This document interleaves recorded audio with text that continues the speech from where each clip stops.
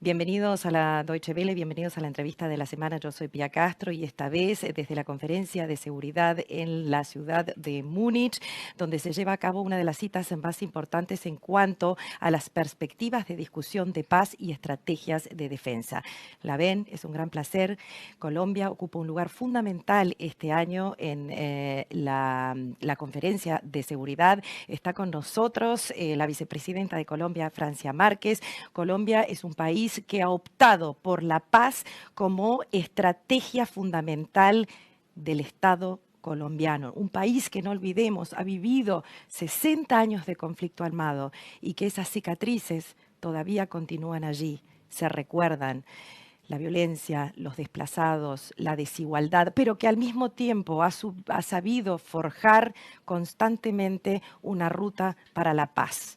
Ellos la llaman la paz total. De eso y muchos temas más queremos hablar hoy con la vicepresidenta. Muchísimas gracias por estar con nosotros. ¿Cuáles son las experiencias que Colombia puede aportar a esta conferencia internacional de tan alto nivel de seguridad? ¿Qué trae Colombia para aportar? Bueno, Chía, gracias por la invitación, por esta entrevista. Un saludo a todo el mundo que nos ve. A Latinoamérica. Latinoamérica. Pues vengo en representación de alguna manera de la región, ¿no? Porque Latinoamérica de alguna manera ha estado excluida en esta conferencia, ¿sí? Pocas veces vienen dignatarios o líderes de la región a participar en una conferencia donde se define la geopolítica en términos de seguridad global. ¿Qué aportamos nosotros? Creo que aquí nosotros no venimos a tomar una postura en favor de la guerra de un lado o del otro. Venimos, al contrario, por nuestra experiencia de tener que padecer el dolor de la guerra, del conflicto armado, venimos a proponerle al mundo, a la humanidad, un camino hacia la paz, a la paz total. Y Colombia está en ese camino de paz, de construcción, de aportar esfuerzos para la paz total, que sin duda contribuye al desarrollo y al bienestar de la región, pero también al desarrollo y el bienestar del mundo. Yo creo que el mundo internacional quiere también entender lo que significa para ustedes lo que es la paz total. Una de las críticas que se le hace a su gobierno es que es una falta de estrategias de comunicación, que no hay un método concreto, ordenado, para realmente explicar lo que significa la paz. Se necesita una hoja de ruta ordenada. Quizás tú aquí has podido traer un mensaje más claro para explicar lo que Colombia quiere con la paz total. Bueno, yo creo que cada quien entiende lo que quiere entender. ¿Sí? La paz total significa permitirle a una sociedad no tener miedo. Nuestra sociedad es una sociedad que se ha construido en medio del miedo, en medio del dolor. La paz total, por supuesto, implica inversión social para cerrar las brechas de inequidad y desigualdad. Por eso tenemos hoy en nuestras manos la posibilidad de construir una política social, de inversión social. La paz total, sin dudas, implica asumir el desafío del cambio climático, ¿sí? De la transición energética, que lo hemos venido planteando como gobierno, y la paz total sin duda significa enfrentar el conflicto armado que pone en riesgo la vida de muchos colombianos. El gobierno suyo tiene reformas muy concretas para poder llegar a la paz total. Eso quiero hablar contigo en unos minutos, pero tú eres la primera mujer negra en ocupar un alto cargo en Colombia, el primer gobierno de izquierda donde has hecho muchísimo hincapié en que las mujeres tienen que formar parte realmente de esas negociaciones para llegar a la que ustedes llaman nuevamente la paz total. ¿Por qué? Bueno, Colombia, el 52% de su población son mujeres, ¿sí? Y la política en general ha sido una política construida desde el patriarcado, desde el machismo, ¿sí? Por muchos años el país ha sido gobernado por hombres y las mujeres de alguna manera han estado relegadas. Y si son de pueblos étnicos, indígenas o afrodescendientes, mucho más. Romper, ¿sí?, ese paradigma de la política en manos de los hombres es parte de la construcción. ¿Por qué esto es importante? ¿Por qué? Porque las mujeres usamos el amor maternal, las mujeres usamos el instinto del cuidado. Y en una sociedad de la policrisis, como aquí se dice, ¿Pero qué puede donde hay aportar tantas esto crisis? concretamente en una ronda de negociaciones? Muchísimo. Por ejemplo. El instinto de las mujeres, ¿sí? Lo que hemos visto es que desproporcionalmente en nuestro país las mujeres han sido las que más han sufrido con el conflicto armado. Y son las mujeres también las que en una sociedad rota construyen el tejido de esa sociedad. Son las mujeres de a pie, son las mujeres maestras, son las mujeres que todos los días están aportando desde su instinto del cuidado, desde el amor maternal, apostando a cuidar una sociedad. Por tanto, yo creo que ese amor maternal, ese instinto del cuidado, colocarlo en función de una política para la vida es necesaria y es esencial. ¿Y eran voces que no habían sido invitadas al proceso de paz anteriormente? El proceso de paz que se hizo, las mujeres estaban participando. Se creó un capítulo, ¿sí?, de género en el acuerdo de paz entre el Estado y las FARC. Que se respetó. No se ha respetado en su totalidad porque la ultraderecha, ¿sí?, de alguna manera incluso usó el enfoque de género que habían propuesto las mujeres, lo usó como una estigmatización y como una forma de hacer una campaña negativa en contra del proceso de paz. Por eso Colombia terminó votando un plebiscito donde la paz no ganó. En las regiones urbanas. Y el enfoque que usaron fue el enfoque de género, diciendo que se iba a pervertir las familias, que se iba a destruir la familia, cuando en realidad la guerra ha destruido nuestra familia. Tú vienes de una de las zonas, la zona del Cauca, quizás una de las zonas más olvidadas por el Estado colombiano, donde el Estado quizás jamás llegó como tendría que haber llegado, una de las zonas quizás donde se ve la desigualdad realmente profunda en Colombia. Y por eso lo pregunto desde el punto de vista quizás un poco más personal, ¿no? ¿Cuál es tu punto de vista? ¿Se puede negociar con grupos armados? ¿Se puede negociar con la última guerrilla de Latinoamérica, el ELN, sin un cese del fuego? Porque lo que propone ahora el presidente Petro es un cese de hostilidades frente a la sociedad civil. ¿Cuál es la diferencia? ¿Qué va a pasar aquí? Bueno, yo creo que por muchos años intentaron darle a Colombia paz con la confrontación armada. Y 60 años, como usted dice, han evidenciado que ese camino no ha sido eficiente, que no ha sido la confrontación armada que ha permitido la paz a Colombia.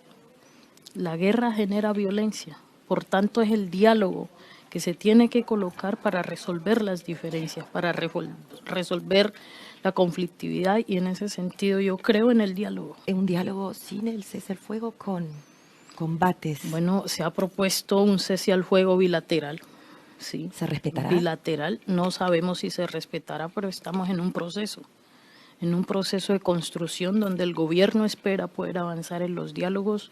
Hay una mesa que ya se ha establecido con el ELN, van ya 2 sesiones de la mesa, donde hay una parte de representación del gobierno y por cierto un número importante de mujeres, y donde hay otra parte del ELN. Esperamos que ahí, la esperanza que tiene toda Colombia es que ese conflicto armado con esta guerrilla se pueda resolver y sobre todo las comunidades que han vivido y que siguen viviendo la crisis humanitaria puedan tener un respiro.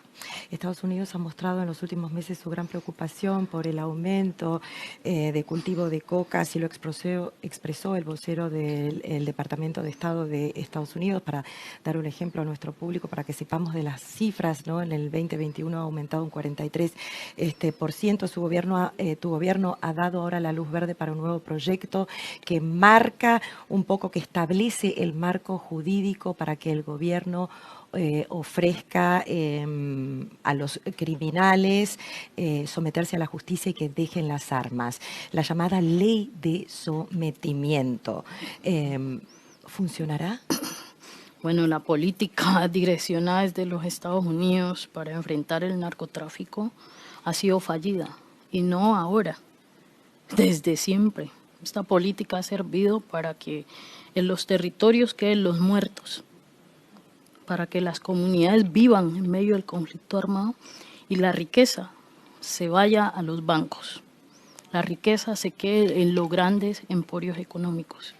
Yo creo que trabajar una política de la lucha contra las drogas implica cambiar las reglas. Y eso significa entonces, ¿sí?, la despenalización a los campesinos. Pasa por inversión social en el campo colombiano. La gente de mi comunidad, la gente de nuestros territorios no siembra coca porque quiere, siembra porque hay un abandono del Estado, porque no hay agua potable, porque no hay saneamiento básico, porque no hay empleo, porque no hay conectividad, ¿sí?, porque el campo no ha tenido la inversión social, porque ha habido una concentración de la tierra en manos de unos pocos, mientras la mayoría de los campesinos no tiene dónde sembrar. Yo quiero entender, una ley de sometimiento significaría también beneficios. Primero que nada, sentarse a negociar con criminales sin un objetivo político, que todos tienen como objetivo lucrar con la delincuencia. Estos beneficios, por ejemplo, van a ser 12 años máximo de cárcel, entre 6 y 8 años. También podrán tener una parte de sus bienes, mantenerlas. ¿Está la sociedad colombiana preparada para negociar con narcotraficantes? No creo que esa debe ser la pregunta. La pregunta es si queremos una paz. La pregunta es si queremos acabar con el narcotráfico. Nosotros hemos hablado de una política de interdicción donde se dice hay que atacar de manera concreta a las empresas del narcotráfico.